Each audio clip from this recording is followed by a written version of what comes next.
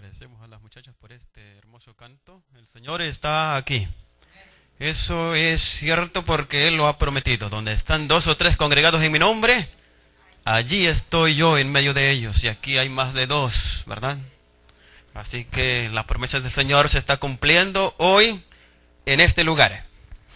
Estoy contento al ver tantas personas el día de hoy. Estaba yo observando y hay más de 20 que yo no conozco.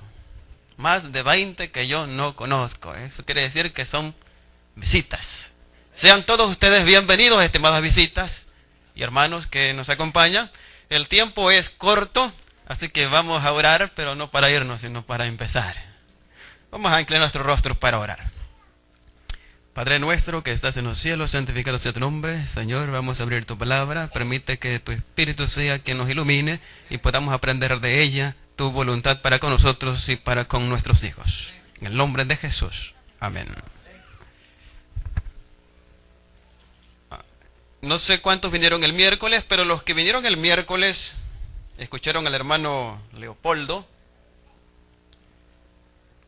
a hablar sobre una muchacha. En uno de sus puntos que él tocó, él habló sobre un hombre que estaba enfermo de lepra y que todos conocen la historia. Como tenemos poco tiempo, voy a ser breve, pero voy a tratar de hacer que lo que ustedes escuchen sea nutritivo para su relación con el Señor. El hermano hablaba acerca de un hombre que estaba enfermo de lepra. Su nombre era Naamán y todos ustedes conocen la historia de Naamán. Y sabemos que Naamán fue curado por el mandato de Eliseo, que lo envió a zambullirse en el agua 7 veces. Sin embargo, yo quiero llevarlos a lo que es la narración del capítulo 5 de Segunda de Reyes. Dice el versículo 1 que está en la pantalla. Naamán, general del ejército del rey de Siria, era varón grande delante de su señor, y lo tenía en alta estima, porque por medio de él había dado Jehová salvación a Siria. Noten lo que dice ese versículo. Allí se dice que a través de Naamán, y quizás muy pocas veces hemos revisado este texto, Dios había dado salvación. Y no dice allí que a Jerusalén, no dice que a Israel, sino que dice que Dios había dado salvación, Jehová había dado salvación a Siria. Y el rey tenía a Naamán en alta estima, por esa razón. Ahora, si nosotros vemos los siguientes textos, el siguiente que sigue, dice, y de Siria habían salido bandas armadas, y habían llevado cautiva de la tierra de Israel a una muchacha, la cual servía a la mujer de Naamán. Esta dijo a su señora, si rogase mi señor al profeta que está en Samaria, él lo sanaría de su lepra. Pero eso fue tiempo después. Primeramente, esa muchacha que fue raptada estuvo viviendo en la casa de Naamán. Y allí ella hizo una gran obra, de tal manera que cambió la vida de Naamán. Y al escuchar hablar a esa muchacha, Naamán cambió su vida. Y debido a eso, Dios había dado salvación a Siria por este hombre que había hecho cambios drásticos en su vida. Y Dios daba salvación a Siria. Y el rey empezó a notar eso. Un hombre cambiado en una tierra extraña. Yo te podría preguntar, ¿qué pasaría con tus hijos si se fueran de ti a la edad de 14, 15 y 16 años? ¿Tendrían ellos la solidez espiritual? ¿Tendrían la fortaleza espiritual para mantenerse fieles a los principios, a los designios, a la voluntad de Jehová? ¿O tan pronto como saldrían de tu entorno, ellos tomarían sus propios rumbos alejándose de Dios? ¿Has pensado tú eso? Vamos a proseguir con nuestro estudio. Vamos a hablar, y decía el tema, fieles portaestandartes. El estandarte es un material puede ser de trapo, papel, pero cuando eso se pone al frente, eso quiere decir muchas cosas. Digamos la bandera, el estandarte es algo es como la bandera.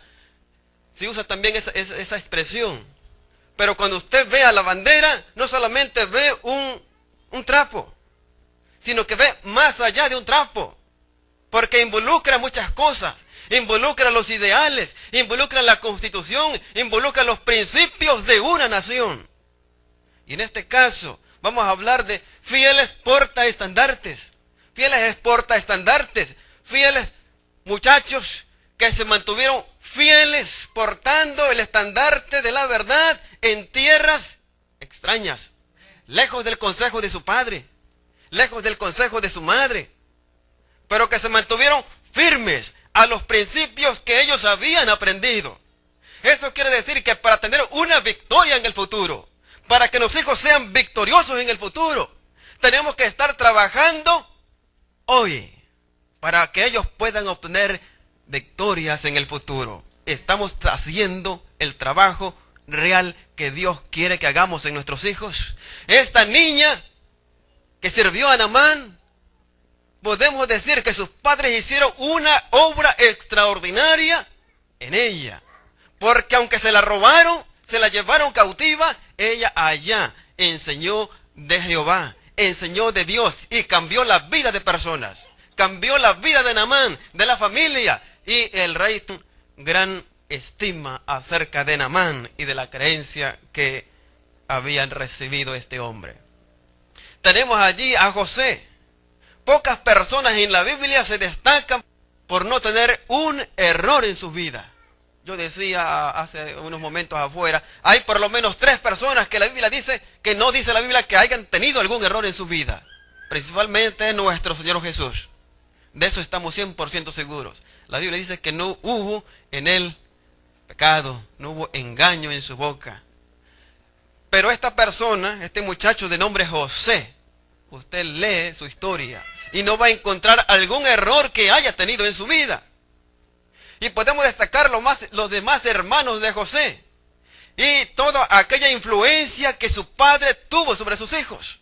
Jacob, el engañador, el suplantador, que cuando estuvo una vida alejada de Cristo, fue mala influencia para sus hijos. Yo decía, ¿por qué los demás hijos de Jacob fueron así? Porque la influencia que el padre tuvo en ellos al principio, cuando manifestaba el engaño, el error, fue impactada en la vida de sus hijos. Pero cuando Jacob tuvo un encuentro personal con el Señor, su vida cambió totalmente. Y entonces el hijo que nació después, que es José, fue totalmente diferente a sus demás hermanos. Él fue firme en las cosas que le enseñó su padre Jacob. Él hablaba como cuando los ángeles de Dios se le aparecieron. En una escalera Jacob vio en visión como los ángeles de Dios bajaban y subían. Él le platicaba esas historias a José. Y la vida de José fue impactada, fue cambiada. De tal manera cuando se necesitó que alguien mantuviera los principios en tierra extraña, en lugares desconocidos, allí estaba el del nombre de José. José fue vendido por sus hermanos. Y yo no sé cuántos han pensado en el impacto que esto produce en las emociones de un joven de apenas 17 años. El ser vendido por sus hermanos. Como si fuera una mercancía, como si fuera una cosa. Pero eso no cambió en él la mentalidad que tenía de serle fiel al Señor. José fue vendido por sus hermanos, y cuando pasaban los madianitas mercaderes, sacaron a José de la cisterna y le trajeron arriba y le vendieron a los ismaelitas por 20 piezas de plata. El valor que tenía José, 20 piezas de plata. Muchas personas no tienen una autoestima fuerte, una autoestima de que son hijos de Dios. José fue rebajado a 20 piezas de plata, pero él mantuvo su valor como príncipe del rey de reyes. Fue tratado como esclavo. El siguiente versículo dice que él fue vendido. Quizás fue subastado en Egipto y allí fue comprado otra vez. Pero además de eso, tenemos que José fue tratado como un criminal. cuando fue acusado falsamente por esa mujer, dice el versículo 19 y 20 del capítulo 39 de Génesis. Y sucedió que cuando oyó el amo de José las palabras que su mujer le hablaba, diciendo, así me ha tratado tu siervo, se encendió su furor, y tomó su amo a José, y lo puso en la cárcel, donde estaban los presos del rey, y estuvo allí en la cárcel. Un joven que fue tratado injustamente, que no se puso a renegar de Dios. Dios mío, ¿por qué me está pasando esto? ¿Por qué permites esto? No. Él sabía que por una razón desconocida, a él le había sobrevenido todo ese tipo de cosas. Y eso no quitaron la fe que él tenía en Dios, sino que fortalecieron su fe. Dice la otra parte, que además José fue olvidado. ¿Quién se olvidó de José? ¿Alguien me puede decir? El copero se olvidó de José. Cuando José interpretó los sueños que estas dos personas tenían y uno fue libertado, él le dijo, cuando estés libre, acuérdate de mí. Y dice ese texto que vamos a poner. Y el jefe de los coperos no se acordó de José, sino que le olvidó. Estas cosas pasaron con José. Fue vendido, fue tratado como un esclavo, fue tratado como un criminal, fue olvidado. Pero vamos a poner esto que ustedes van a leer que dice, mas Jehová estaba con José y fue varón próspero. Y dice allí, pero Jehová estaba con José y le extendió su misericordia. Cuando José era tratado injustamente, incorrectamente, siempre había una expresión en Génesis que dice, mas Jehová estaba con José. Pero Jehová estaba con José. Y Dios está contigo, estimado muchacho, estimado hermano, cuando eres tratado en forma injusta. Dios está allí por una razón que tú no conoces. El Señor está al timón y sabe por qué te está permitiendo ese tipo de cosas. Dios quería dar libertad, Dios quería dar seguridad, Dios quería dar vida a Egipto y al mundo entero en el tiempo de José. Y José fue instrumento para que los planes de Dios siguieran adelante. Pero quiero recalcar el trabajo efectivo que hizo Jacob con uno de sus últimos hijos. Cuando Jacob consagró su vida a Dios, cuando tuvo un encuentro con Dios, la vida de José, su hijo, fue cambiada totalmente. Cuando haya padres que vayan a Cristo, que tengan un encuentro con Cristo, la vida de sus hijos va a ser impactada, va a ser cambiada. Dice allí, mientras era pastorcillo y cuidaba los rebaños de su padre, la vida pura y sencilla de José había favorecido el desarrollo de las facultades físicas y mentales por la comunión con Dios mediante la naturaleza y el estudio de las grandes verdades transmitidas de padre a hijo. Como cometido sagrado, obtuvo fuerza mental y firmeza de principios. Vamos a hablar acerca de este personaje llamado Daniel, también un muchacho íntegro, un muchacho del cual la Biblia no habla nada malo que él haya cometido. Al igual que José, no se encuentra una tacha en la vida y en el carácter de estos personajes.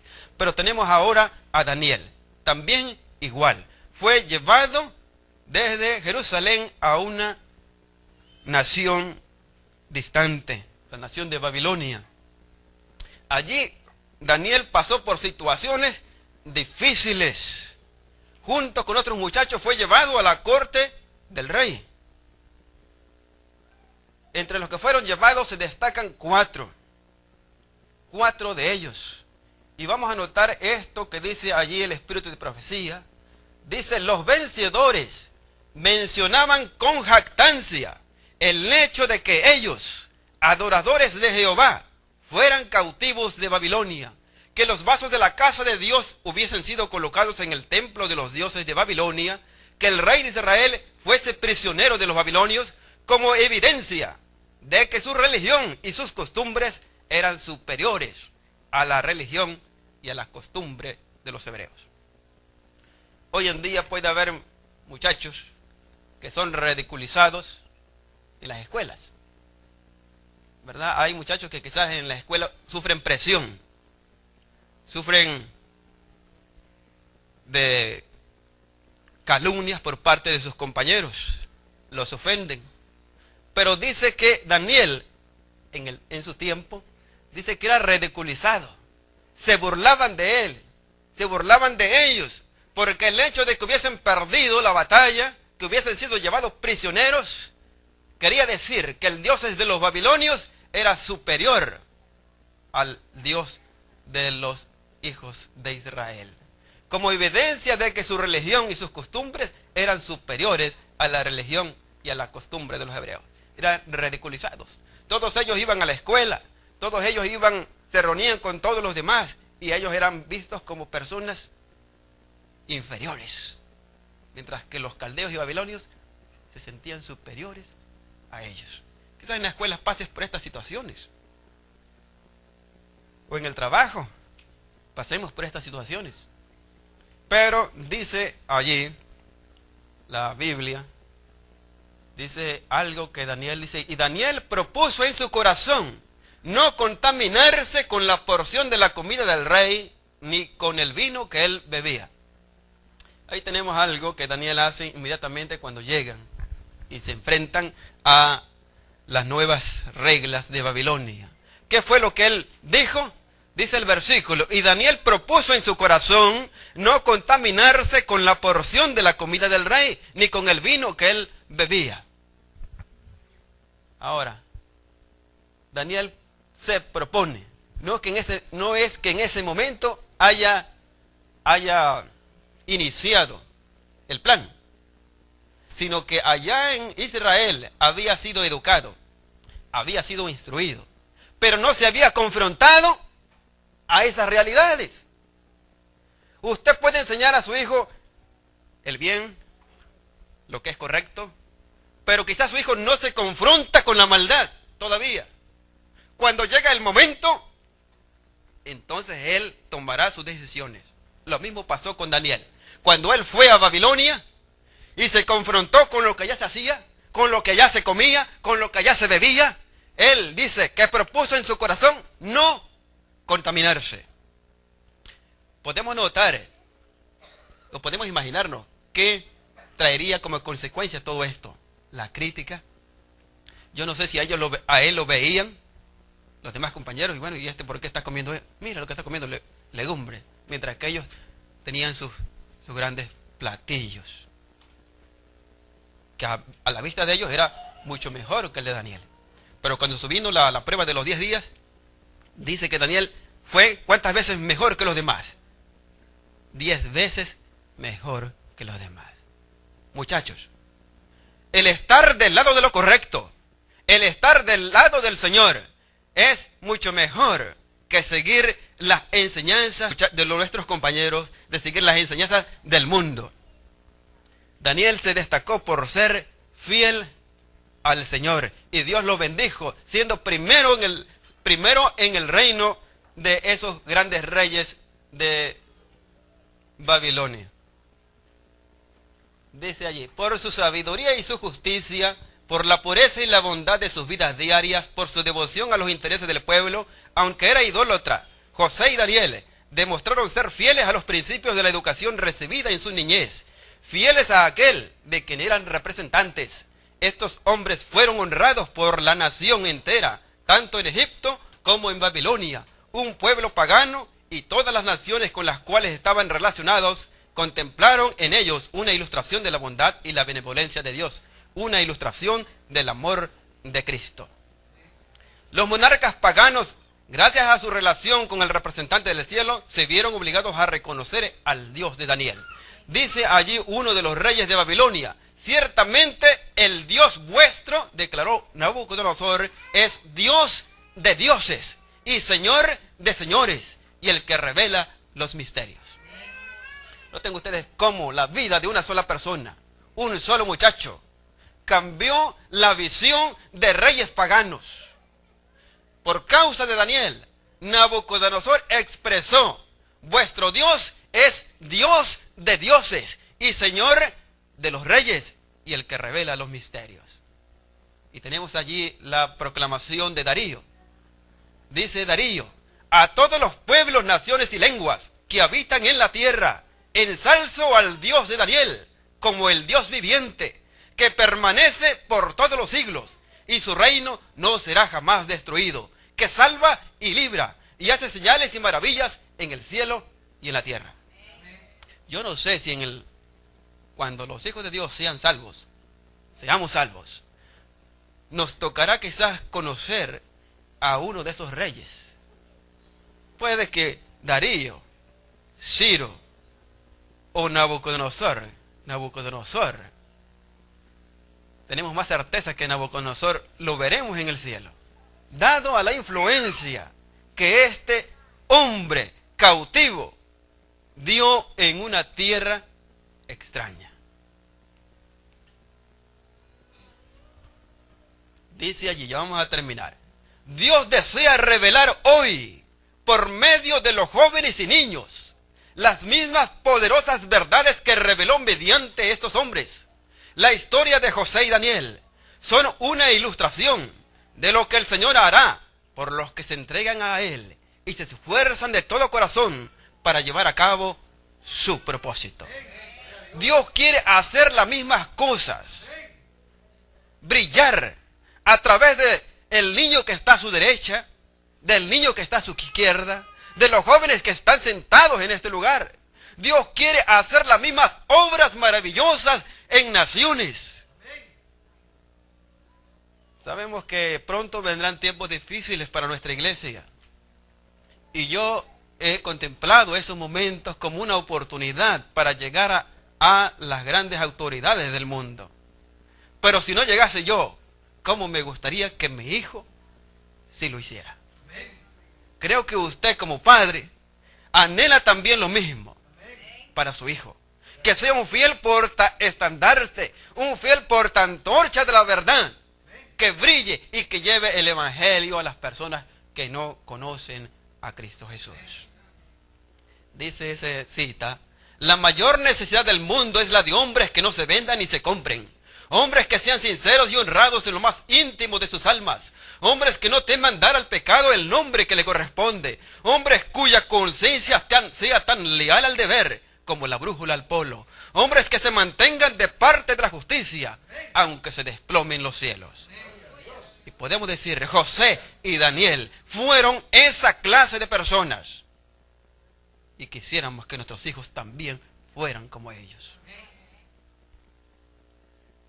Y dice esta cita, una de las últimas, dice: con semejante ejército de obreros, como el que nuestros jóvenes bien preparados podrían proveer, cuán pronto se proclamaría a todo el mundo el mensaje de un Salvador crucificado, resucitado y próximo a venir. Cuando yo analicé la cita, que es muy linda, me di cuenta de algo. Dice así, vamos a leerla en forma cuidadosa. Ya la leímos, pero vamos a leerla más cuidadosamente. Dice: con semejante ejército de obreros. Y es que nuestros jóvenes a nivel mundial son millones. Más conquistadores, son 3 millones de conquistadores. Con semejante ejército de obreros. Y yo pensaba en esto mientras leía esta cita. Como el que nuestros jóvenes bien preparados podrían proveer. ¿Usted notó allí una palabra? Una palabra que está como, podríamos ponerla entre paréntesis. La palabra podrían proveer. Y esta cita la escribió la hermana Elena de Guay hace 100 y fracción de años atrás. Nuestros jóvenes bien preparados podrían proveer. Pero hasta ahora no han provisto. Nuestros jóvenes bien preparados podrían proveer. Eso quiere decir que hace falta, ¿qué cosa? Liderazgo. Hace falta personas con decisión. Hace falta personas que sientan ese deseo de preparar a nuestros jóvenes para formar ese ejército que podría proveer el final de la predicación del Evangelio. ¿cómo podríamos nosotros saber si esa hora ha llegado a la iglesia de Madison? Quizás la hora de preparación de nuestros niños, de nuestros jóvenes, ha llegado para proveer ese ejército que Dios necesita. Yo quiero hacerte el llamado ahora. En este lugar, en esta iglesia, con la ayuda de Dios, se iniciarán los clubes de aventureros, conquistadores y guías mayores, con la ayuda del Señor. Aunque las cosas son a veces adversas, podemos tener fe de que esto va a realizarse, porque es un plan del Señor, un plan para preparar a nuestros niños y jóvenes. Yo quiero invitarte a ti, para que esta tarde, después del sábado, se van a realizar las inscripciones, y yo desearía ver que tú estás enlistando a tu hijo. En los clubes de guías mayores no van a quitarle al padre su deber de preparar a sus hijos, pero van a ayudar. Son como un soporte en la preparación de nuestros hijos para servir con mayor efectividad a nuestro Dios. No dejes pasar usted esta oportunidad para que nuestros hijos sean fieles al deber, fieles a los principios cristianos, sean portaestandartes de la verdad, portaestandartes de la voluntad del Señor. Cuando se confronten con el pecado, ellas puedan decir: yo sirvo al Dios viviente. Colócate de pie si ese es tu deseo. Si tú quieres ser un portaestandarte, si tú deseas que tus hijos sean un portaestandarte de la verdad y quieres luchar para proveer eso para tus hijos. Oremos. Padre nuestro que estás en los cielos, santificado sea tu nombre. Señor, hace muchos años atrás, tú prometiste que tu venida estaría cerca. Han pasado siglos y tú no has regresado.